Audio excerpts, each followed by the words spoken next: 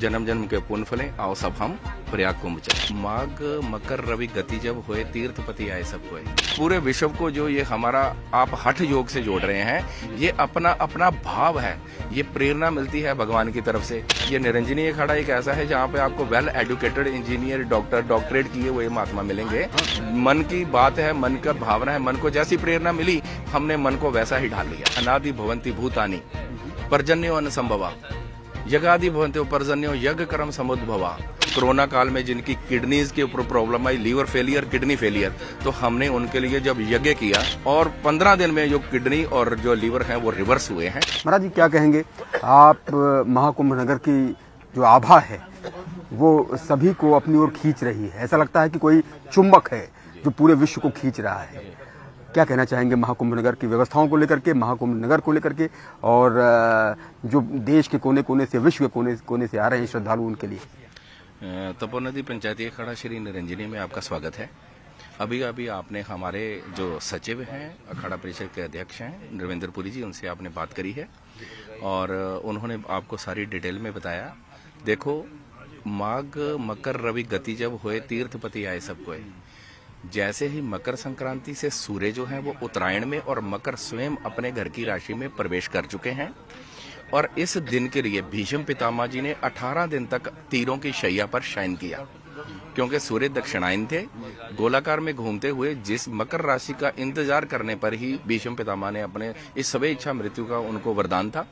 और महाकुंभ के लिए, महापर्व के लिए तो हम सिर्फ यही कहेंगे कि 12 साल में एक पूर्ण कुंभ होता है और जहाँ पे 12 बार ये कुंभ हो चुका है, तो 144 वर्ष का ये महापूर्ण कुंभ का योग बना है। और इस योग के लिए हम तो यही कहेंगे कि आप आध्यात्मिक रूप से, मानसिक रूप से, हमारे यशस्वी मुख्यमंत्री योगी आदित्यनाथ जी ने, हमारे यशस्वी प्रधानमंत्री नरेंद्र भाई मोदी जी ने डिजिटल कुंभ का जो शुरुआत करी है, उससे पूरे विश्व के कोने कोने में वासुदेव कुटुंबकम का जो संदेश गया है, मैं यही कहूँगा कि ये कुंभ अमृत कुंभ है, अमृत स्नान है। अमृत का मतलब ये है कि जब ब्रह्मा जी के कमंडल से निकलती हुई गंगा जी भगवान विष्णु के चरणों को धोती हुई शिव की जटाओं से होकर के सुमेरु पर्वत पर गिर करके त्रिपतगामिनी होकर के बही है, तो ऊपर आकाश में मंदाकिनी, नीचे गंगा, पाताल में, तो एक टाइम पर देव, मानव और दानव उस प्लेनेट के उस योग में स्नान करते हैं। दूसरी बात, हमारे यहाँ पर ये कहा गया है कि 33 करोड़ देवी देव, 33 करोड़ नहीं है, 33 कोटि, 33 तरह के देवी देव हैं और ये प्रयाग का ही प्रभाव है, जिसको तुलसीदास जी कहते हैं कि कह ना सकूं प्रयाग प्रभाव। इसका प्रभाव शब्दों में वर्णित नहीं हो सकता।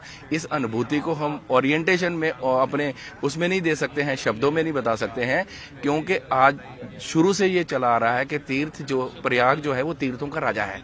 तो पूरे 1 महीने तक सारे तीर्थ जो है प्रयाग में वास कर रहे हैं, तो कहीं और जाने की जरूरत नहीं है। प्रयाग के तीर्थ में हम आएंगे, त्रिवेणी माधव के दर्शन करेंगे, त्रिवेणी संगम में स्नान करेंगे और कहते हैं कि अगर 1000 वाजपेयी यज्ञ करो, 1 लाख जो है वो राजसु यज्ञ करो और उसके बराबर 1 लाख आप धरती की परिक्रमा लो, उसके बराबर सिर्फ प्रयाग के कुंभ में एक डुबकी लगाने से हमें पुण्य अर्जित होता है। तो हम ये कहेंगे कि शुरू से महात्माओं का एक ही रहा है कि सर्वे भवन्तु सुखिनः, सर्वे सन्तु निरामया, सर्वे भद्राणि पश्यन्तु मा कश्चित् दुःख भाग् भवेत्। महाराज जी, हठ योग को लेकर क्या कहेंगे? हठ योगी का जो संकल्प होता है वो अद्भुत होता है जी। किसी ने अपने हाथ वर्षों से खड़ा किया हुआ है, कोई एक पैर पर खड़ा हुआ है। ये संकल्प क्या होता है, कैसे उपासना होती है, कैसे खान पान होता है? आपने भी जटाएं इतनी लंबी कई वर्षों से बढ़ा रखी हैं, क्या कहेंगे इस हठ योग के बारे में बताइए। देखिए, एक बात बताऊं आपको, योग का मतलब है आत्मा का परमात्मा से योग हो जाना, मिल जाना। हम है जीवात्मा, वो है परमात्मा, और परमात्मा को जीवात्मा से मिलाने वाला है महात्मा। और अगर आप हठ योग की बात करते हो तो योग के अष्टांग अंग हैं, यम, नियम, आहार, प्रत्याहार, ध्यान, धारणा, समाधि, ये 8 अंग हैं योग के। उसी में सहज योग भी आता है और हठ योग भी आता है। और आपने अभी एक प्रश्न में शुरुआत में बोला कि संकल्प क्या है, तो देखिए वो संकल्प वो है कि आप कहीं पर ईमेल कर रहे हैं और आपने ईमेल का एड्रेस सही नहीं डाला, या ईमेल के एड्रेस में एक डॉट भी छूट गया तो आपकी मेल जो है वो डिलीवर नहीं होगी। तो ये संकल्प वो है जिसको हम साक्षी मान करके जब अपना तारतम्य आत्मा का परमात्मा से जोड़ते हैं तो हमारी जो प्रार्थना, हमारी उपासना, हमारा यज्ञ, हमारा हवन, हमारा किया हुआ कर्म कांड जो है वो भगवान तक पहुंचता है। तो और वासुदेव कुटुंबकम पूरे विश्व को, ये सनातन की ही धरोहर है कि पूरा विश्व बिना संकल्प के अगर पूजा करेगा तो पूजा नहीं होगी। और विश्व के किसी भी कोने में, चाहे आप इंग्लैंड बैठे हो, अमेरिका बैठे हो, कनाडा बैठे हो, यूरोप बैठे हो, संकल्प आपको संस्कृत का, हमारे वेदों का ही लेना पड़ेगा। ओम विष्णु विष्णु विष्णु वर्तमान से श्वेतरा कल्पे वैवस मनमंत्रे, पूरा का पूरा संकल्प जो है हमारा ही पढ़ा जाएगा। उसकी भाषा भले कोई भी हो। तो पूरे विश्व को जो ये हमारा आप हठ योग से जोड़ रहे हैं, ये अपना अपना भाव है, ये प्रेरणा मिलती है भगवान की तरफ से। जब हम सन्यास में प्रशस्त हुए और हम अपने घर से सन्यासी बनने के लिए तो नहीं आए थे। अभी 4 तारीख को ही मेरी यज्ञ के ऊपर पीएचडी हुई है, वर्चुअल मेरे को डिग्री मिली है। ये निरंजनी अखाड़ा एक ऐसा है जहाँ पे आपको well educated engineer, doctor, doctorate किए हुए महात्मा मिलेंगे। तो हम अपनी इच्छा से सन्यास में नहीं जा सकते हैं, ये भगवान की इच्छा, महती कृपा हम पे हुई तो हम सन्यास में जो है वो प्रशस्त हुए। ये भगवान ने हमारी डेस्टिनी फिट करके पहले ही पूरा प्रारब्ध हमारा बना करके हमें धराधाम पर भेजा है।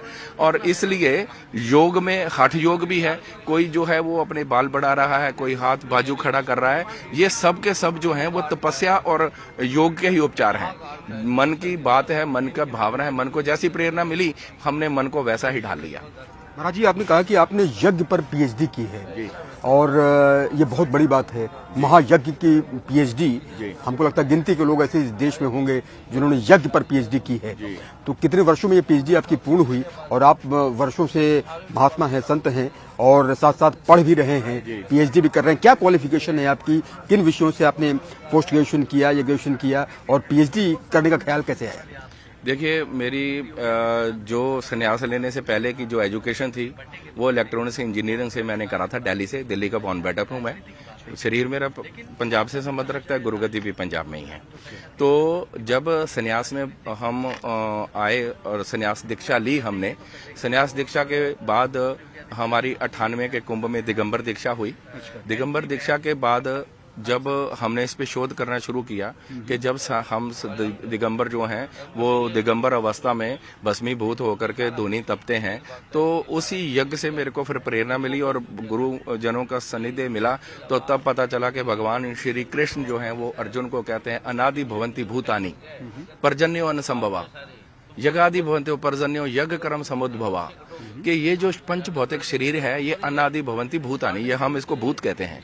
पंचभूत, पंच भौतिक, ये भौतिक शरीर जो है 5 एलिमेंट से बना है, ये पंचभूत है। तो इसको सबसे ज्यादा आवश्यकता किसकी है? जल और भोजन की। अनादि भवंती भूतानि, अन्न की जरूरत है। अन्न के बिना तो कुछ भी नहीं है। चलो एक बार को आप अन्न छोड़ दोगे तो जल के बिना आप कैसे रहेंगे? तो अनादि भवंती भूतानि पर्जन्यो अन्न संभवा, अन्न के लिए क्या चाहिए? जल चाहिए।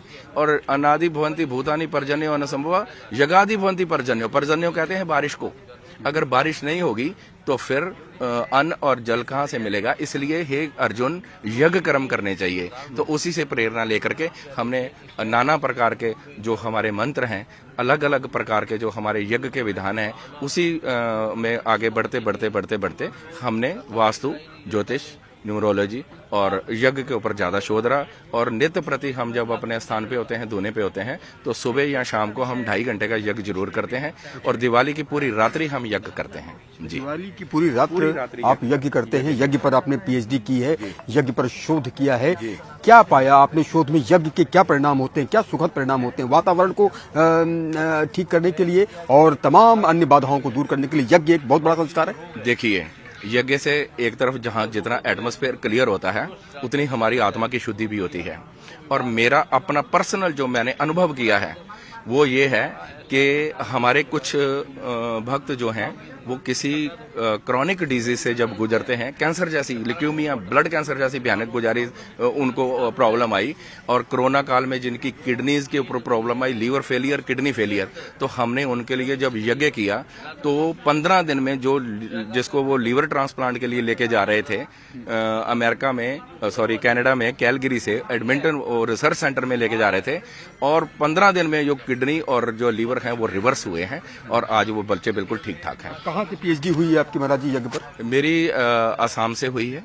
ये प्रज्ञा ज्योतिष नॉन एकेडमिक संस्था है जहां से मैंने यज्ञ के ऊपर पीएचडी करी है। और आपने ग्रेजुएशन बीटेक किया, इलेक्ट्रॉनिक्स इंजीनियरिंग में बीटेक किया, किस ईयर में बीटेक किया था? और दिल्ली निजामुद्दीन औलिया से मैंने किया था। और पहले मेरी जो फॉर्मल एजुकेशन है +2 की, वो मैंने पंजाब से करी। उसके बाद मैं वहाँ दिल्ली निजामुद्दीन औलिया से करी, लेकिन क्योंकि संन्यास लेने के बाद पिता का नाम और मेरा स्वयं का नाम बदल जाता है, तो वो नाम हम दिखा नहीं सकते, वो नामों का हम सर्टिफिकेट हमारे लिए किसी काम के नहीं है। तो हमने अपना एग्जाम देने के बाद ही अपने आप को सर्टिफाई किया, और फिर एमए मैंने करी, एमए महर्षि वेदव्यास विद्यालय गुजरात से करी, और फिर ये पीएचडी करी है।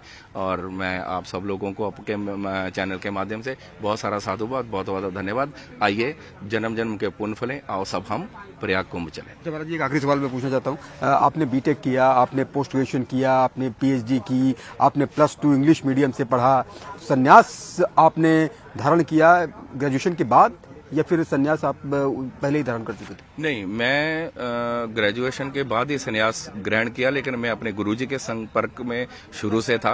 मेरा आश्रम में आना जाना रहता था, और धीरे धीरे मेरे को प्रेरणा मिलती गई उनसे। और सडन ऑफ ऑल ऐसा हुआ कि ग्रेजुएशन के बाद जब हम गुरुजी की सेवा में थे, अचानक उनका शरीर ब्रह्मलीन हुआ, तो डेस्टिनी ये बनी कि मेरे को ही वहां पर जो है वो चुना गया उस आश्रम के अध्यक्ष के रूप में।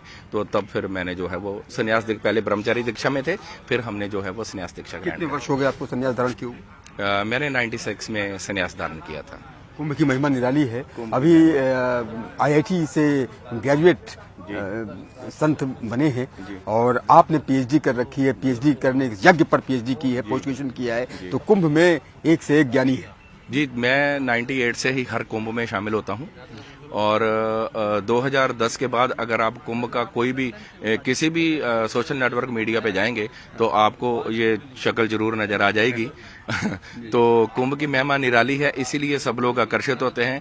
हम भी हर बार सोचते हैं कि हमने बहुत कुंभ कर लिए, अब हमें थोड़ा विश्राम और अपने ध्यान अवस्था में ज्यादा रहना चाहिए। लेकिन कुंभ का आकर्षण ऐसा है कि हमारे मित्रगण महात्मा भी कहते हैं कि रह ना पाओगे, और वास्तविकता ये है कि हम रह ही नहीं पाते हैं। कुंभ एक ऐसी महत्ता है, क्योंकि कुंभ बनता है जल से, और पात्र के बिना जल नहीं रुक सकता, जल के बिना कुंभ नहीं हो सकता। कुंभे बदा जल रहे, जल बिन कुंभ ना हरे, और ज्ञान का बदा मन रहे, गुरु बिन ज्ञान ना होए। जब तक अज्ञानता है तब तक इस महात्म को कोई समझ नहीं सकता। जब उनको ज्ञान होगा तो वो इस महात्म्य को जरूर समझेंगे, और जो एक बार कुंभ की लीला को देख लेता है वो फिर इससे अछूता या दूर नहीं रह सकता। क्या शुभ नाम? स्वामी भूपेंद्र गिरी। स्वामी भूपेंद्र गिरी जी महाराज, जिन्होंने बताया कि किस तरह से उनके जीवन में ये बदलाव आया। +2 इंग्लिश मीडियम से पंजाब से, graduation B Tech electronics engineering, post graduation, और उसके बाद यज्ञ पर पीएचडी। वाकई में कुंभ की महिमा निराली है, अद्भुत है, अलौकिक है, दिव्य है, भव्य है।